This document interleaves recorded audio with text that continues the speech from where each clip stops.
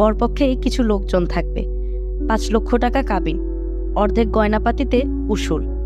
আজমল সাহেব প্রায় জীবন দিয়ে দিচ্ছেন মিসির আলী যাতে কোণের দিকের একজন উকিল হন। মিসির আলী কাটান দিয়ে যাচ্ছেন, শেষ পর্যন্ত কাটান দিতে পারবেন বলে মনে হচ্ছে না। বিয়ের কোণে রেবুর সঙ্গে তার দেখা হয়েছে। সে সকালবেলা নতুন পাঞ্জাবি নিয়ে তার সঙ্গে দেখা করতে এসেছিল। আজমল সাহেব পাঞ্জাবি পাঠিয়েছেন। তিনি চান মিসির আলী বিয়ের আসরে এই পাঞ্জাবি পরে উপস্থিত হবেন। আখিতারাও এই উপলক্ষে লাল পাট্টুরে লাল শাড়ি পেয়েছে। বিয়ে হবে সন্ধ্যায়।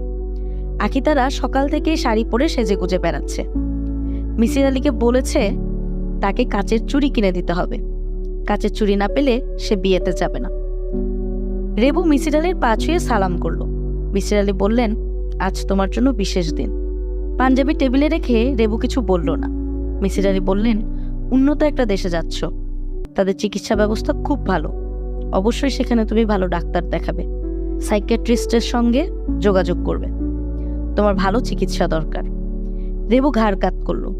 মিসির আলী বললেন, তুমি কি আমাকে কিছু বলতে চাও? রেবু বলল, না। মিসির আলী বললেন, তোমার কাছে আমার একটা প্রশ্ন ছিল। রেবু সঙ্গে সঙ্গে সোজা হয়ে বসল। তার দৃষ্টি তীক্ষ্ণ। অতিরিক্ত টেনশনে তার নাক ফুলে ফুলে উঠছে। মিসির আলী বললেন, তুমি ঘাবড়ে গেছো কেন? জটিল কোনো প্রশ্ন না। হিন্দি ছবি দেখছিলাম তোমাকে সঙ্গে নিয়ে, সেই ছবি নিয়ে প্রশ্ন। কি প্রশ্ন? নায়ক যখন মানামানি করছিল তখন দেখলাম তার শার্টের একটা বোতাম নেই, কিন্তু মিত্র দৃশ্যের সময় দেখলাম শার্টের সবগুলো বোতামই আছে। এটা কি করে সম্ভব?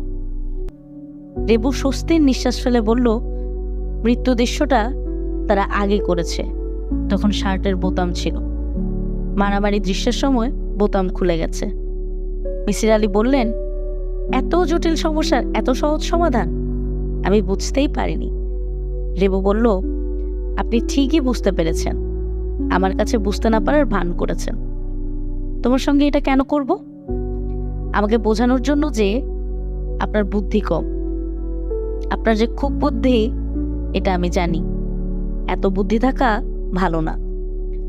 মিসির আলী আচমকা অন্য একটা প্রশ্ন করলেন। তিনি রেবুর দিকে ঝুঁকে এসে বললেন, তোমাদের বাড়ির বারান্দার দিক থেকে আমার এই বাসায় ঢোকার একটা দরজা আছে। দরজাটা তোমাদের দিক থেকে তালাবদ্ধ থাকে, সেই তালার চাবি কি তোমার কাছে? রেবু কিছুক্ষণ এক দৃষ্টিতে তাকিয়ে থেকে বলল, হ্যাঁ, আমার কাছে আছে।